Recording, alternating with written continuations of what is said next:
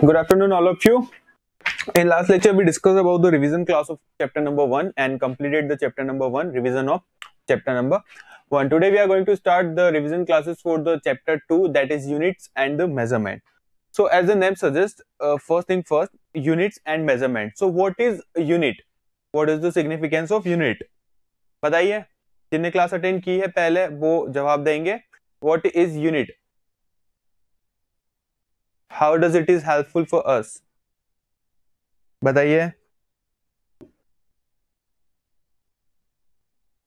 क्यों पढ़ते हैं हम यूनिट? क्या जरूरत है हमें यूनिट की? क्लासेस अटेंड की थी ना? बताइए. मेजरमेंट को बताता है.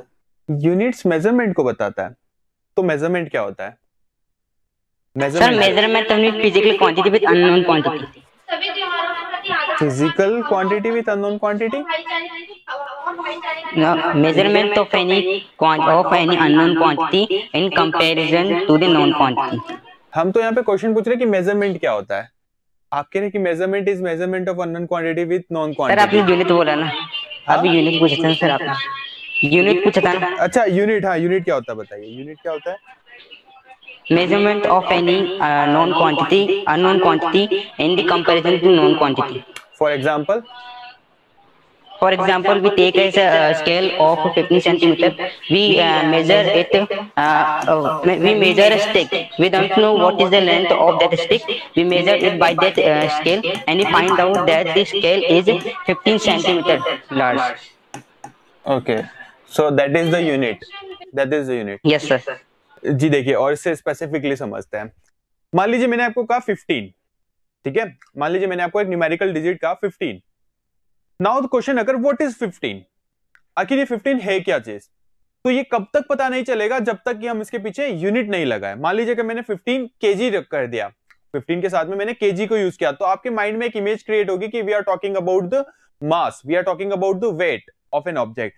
एंड अगर मैंने 15 के पीछे लगा दिया सेंटीमीटर, तो आपके दिमाग में पिक्चर क्या क्रिएट होगी? या we are talking about the length of the object. तो यूनिट्स जो है वो हमें बताते हैं कि हम किस चीज को मेजर कर रहे हैं. What we are measuring. Is it clear to everyone? Units का significance Yes, क्या है? कि ये हमें बताता है कि एक्चुअल में हम मेजर क्या कर रहे हैं, किस चीज को, किस क्वांटिटी को हम मेजर कर रहे हैं. तो विदाउट यूनिट फिजिक्स के अंदर जो भी आपका मेजरमेंट होगा वो सेंसलेस है.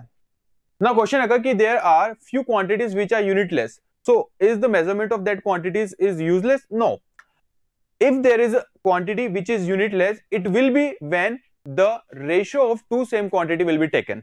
What it means? It means कि मान लीजिए एक एग्जांपल लेते हैं हम, refractive index. Refractive index mu is a unitless quantity.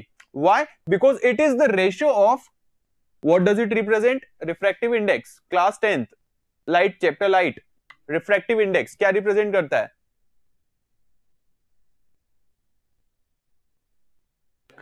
Refractive index बताइए क्या होता है? Class 10th. एक मीडियम से दूसरे मीडियम में जाता है. हाँ ठीक है, तो क्या होता है? रिफ्रैक्टिव इंडेक्स ट्रांसपेरेंट है.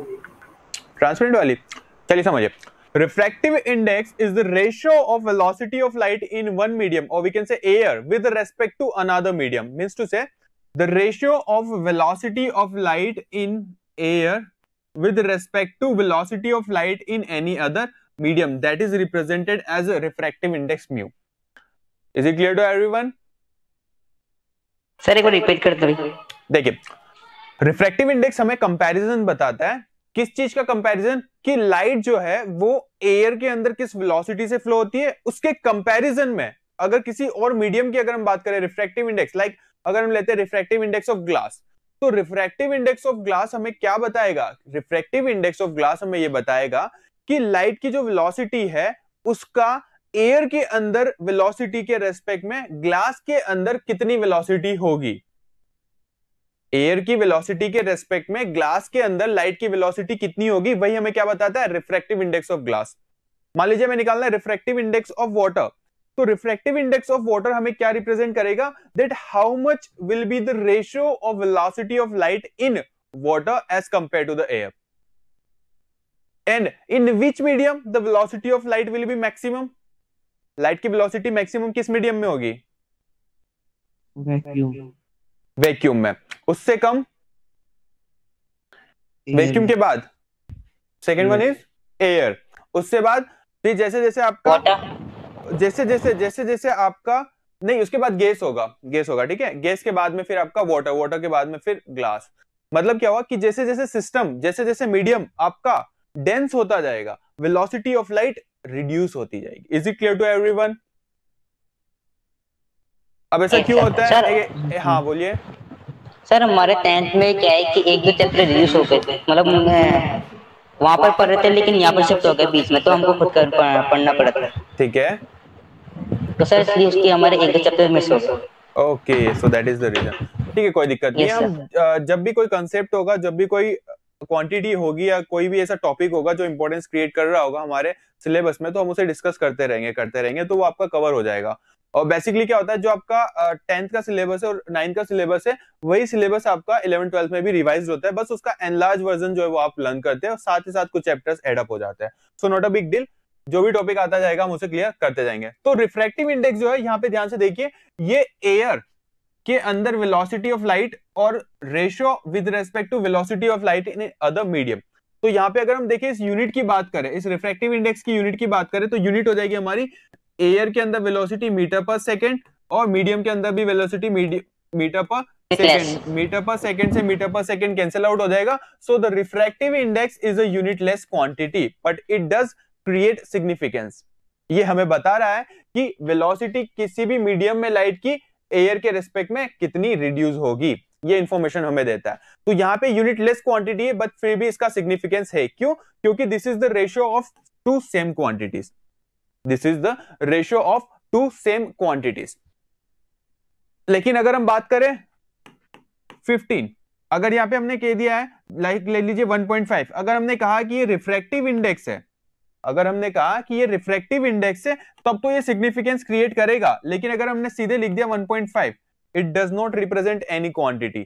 कब तक? जब तक कि हम यहाँ पे यूनिट ना लगा दे। मान लीजिए हमने लगा दिया सेंटीमीटर, इसका मतलब किसकी बात कर रहे हैं? Length of an object. अगर यहाँ पे लगा दिया हमने केजी, तो हम मास की बात कर रहे हैं। क्लियर है सबको? अगर हमने यहाँ पे लगा दिया न्यूटन, तो हम किसकी बात कर रहे हैं? फोर्स की। फोर्स की। अगर हमने यहाँ पे लगा दिया जूल, तो हम किसकी बात कर रहे हैं? जूल। वर्क डन या फिर एनर्जी, है ना, वर्क डन और या फिर एनर्जी। चलिए आगे बढ़ते हैं। So this is the significance of unit. Unit हमें बताता है कि हम किस चीज का मेजरमेंट कर रहे हैं। तो क्वेश्चन अगर होता है सेकंड की मेजरमेंट क्या होता है, चलिए ठीक है, यूनिट तो समझ में आ गया कि फिजिक्स के अंदर यूनिट से हमें पता चल जाएगा कि हम किस क्वांटिटी का मेजरमेंट कर रहे हैं। But what is the meaning of measurement? What is the meaning of measurement, बताइए। सर किसी भी नॉन क्वांटिटी को और अननोन क्वांटिटी से कंपेयर करना।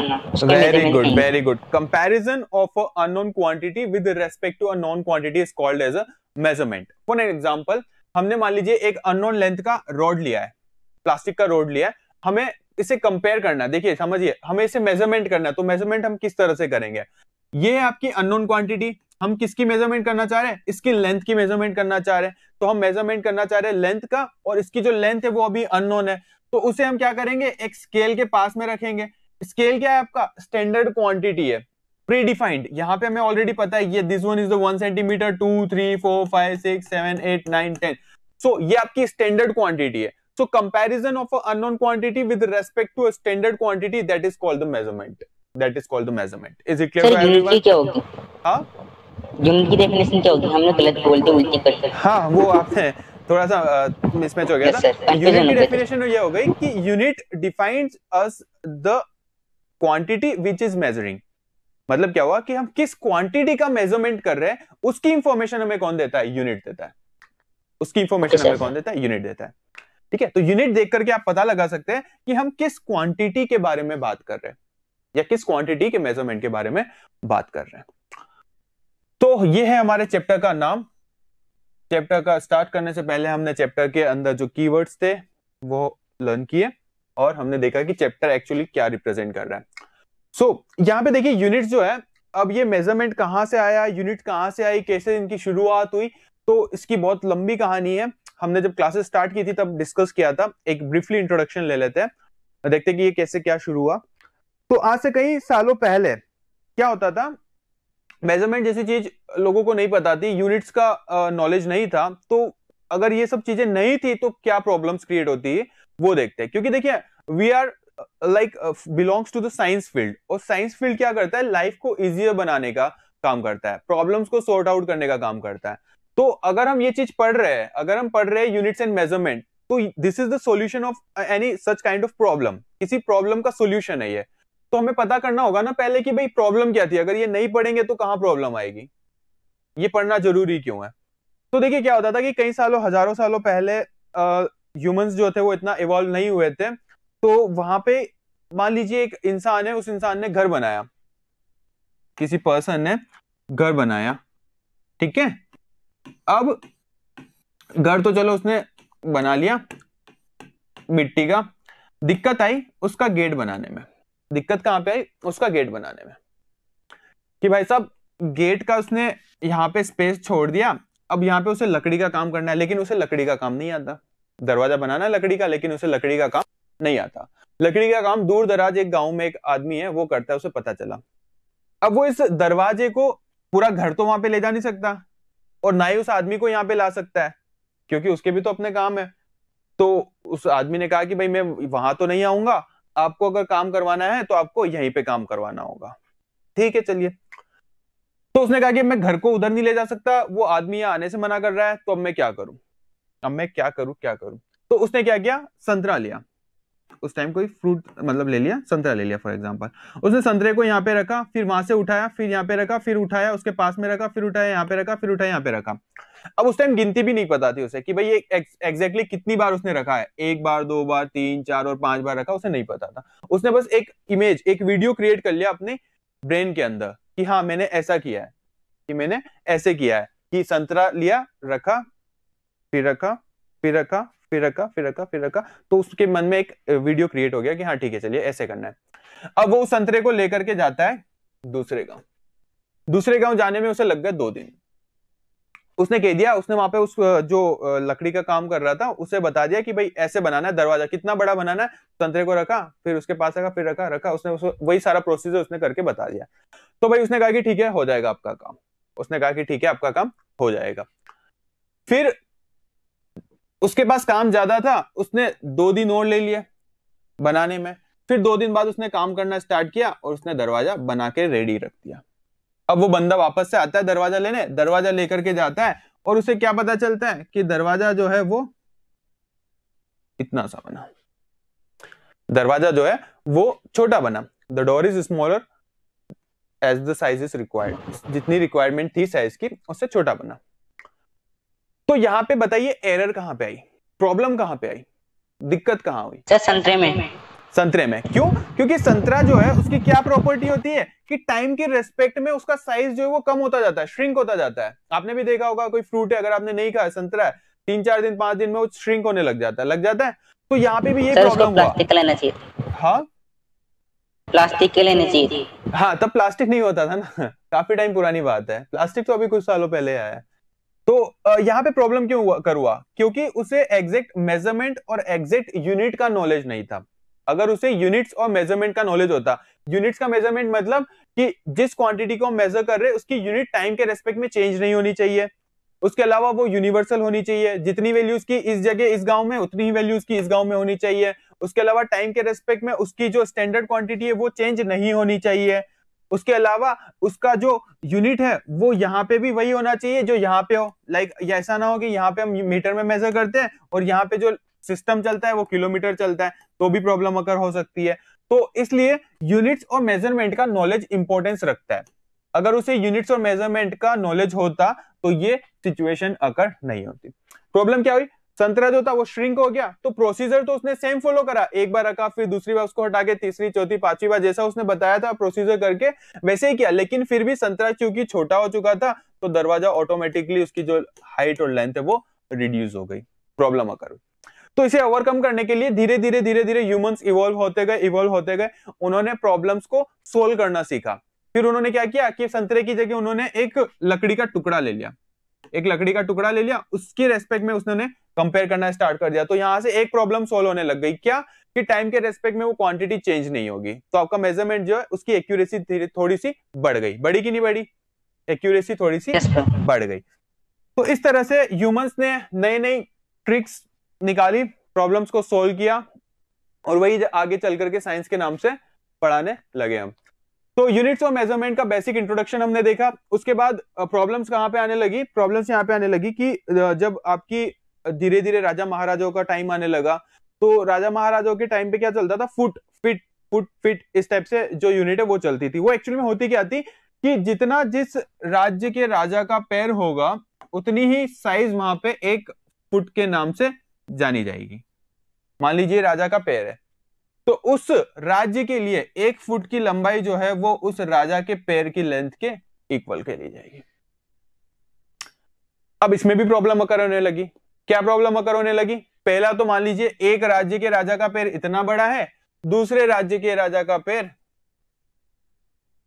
इतना बड़ा है, तो यहां पे 1 फुट की वैल्यू अलग है और यहां पे 1 फुट की वैल्यू अलग है, दोनों जगह 1-1 फुट की वैल्यू अलग अलग होने लग गई। फुट पहले फीट, फुट कुछ भी कह सकते हैं, तो यहां पे प्रॉब्लम करने लगी।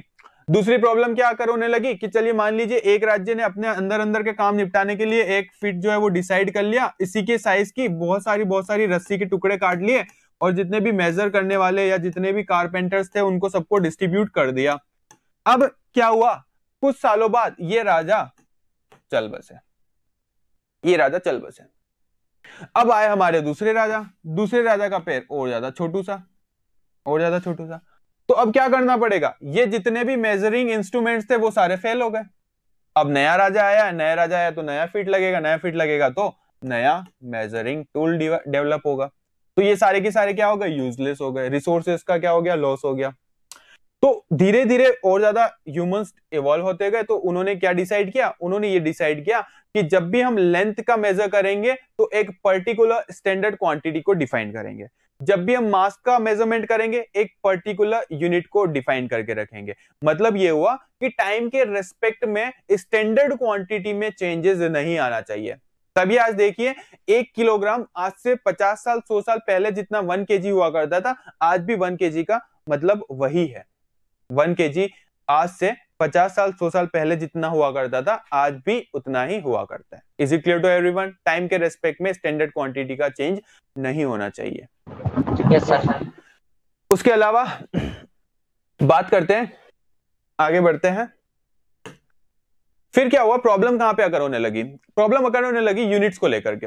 जैसे मान लीजिए अगर यूरोपियन कंट्रीज है तो वहां पे चलती थी आपकी फुट और पाउंड चलती थी मेजरिंग यूनिट्स। लेकिन अगर हम बात करें हमारी कंट्रीज की, एशिया की, तो वहां पे चलता है हमारा, क्या चलता है, मीटर एंड किलोग्राम। हमारे यहाँ पे क्या चलता है, length mass and time measure करने के लिए मीटर किलोग्राम एंड सेकेंड चलता है स्टैंडर्ड क्वांटिटी। तो प्रॉब्लम ये होने लगी कि कुछ कंट्रीज, कुछ रीजन्स जो है वो डिफरेंट यूनिट्स को यूज करते थे और कुछ रीजन्स जो है वो डिफरेंट यूनिट्स को यूज करते थे, जिनमें बेसिकली 3 मेथड जो थे वो थे, बताइए कौन कौन से थे? MKS, CGS, FPS. MKS, CGS and FPS. MKS means to meter, kilogram and second. CGS means centimeter, gram, second. centimeter, gram and second.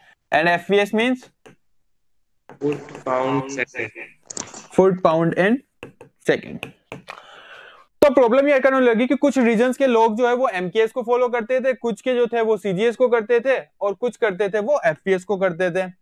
तो फिर क्या हुआ कि जितने भी काउंसिल में मेंबर बैठते थे, जितने भी साइंटिस्ट बैठते थे, उन्होंने क्या डिसाइड किया, उन्होंने ये डिसाइड किया कि जब भी हम इंटरनेशनल लेवल पे बात करेंगे तो एक प्री डिफाइंड यूनिट होनी चाहिए।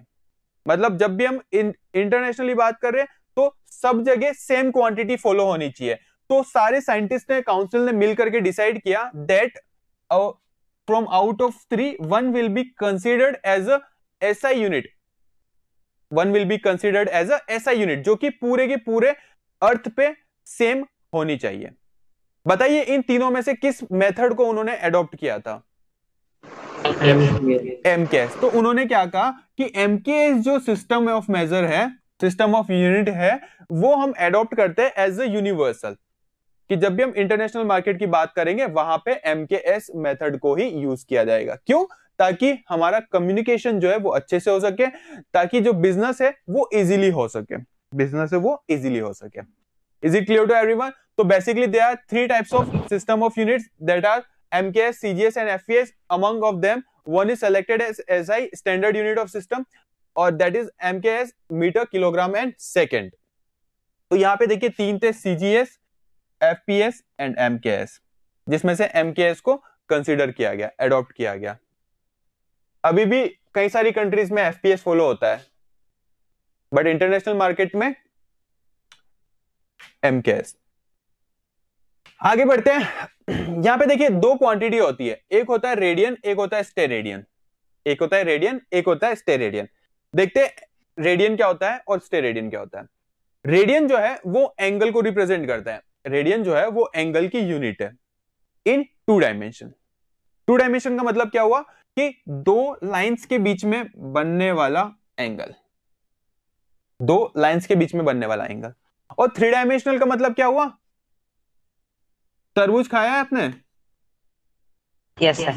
तरबूज खरीदते हैं तो वहां पे जो तरबूज वाला होता है वो क्या करता है, ऐसे ऐसे स्लाइस कट करता है और उसमें से एक पार्ट निकाल के देता है कि भाई तरबूज अच्छा है या खराब है, लाल है या नहीं है। तो वो जो पार्ट होता है, उस पार्ट के जो पॉइंट होता है, उस पॉइंट पे जो एंगल क्रिएट होता है, उस एंगल को बोलते हैं हम सॉलिड एंगल। उस एंगल को हम क्या कहते हैं? Solid angle. तो ये होता है हमारा 2 डायमेंशनल एंगल, ये होता है हमारा 3 डायमेंशनल एंगल। क्लियर है सबको? Angle and solid angle, angle and solid angle. तो यहां पे अगर हम डिफाइन करें उनकी डेफिनेशंस, तो एक होता है हमारा डी थीटा और एक होता है हमारा डी ओमेगा। अब दोनों का मतलब क्या होता है? एक है हमारा 2 डायमेंशनल में एंगल, एक है हमारा 3 डायमेंशन में एंगल।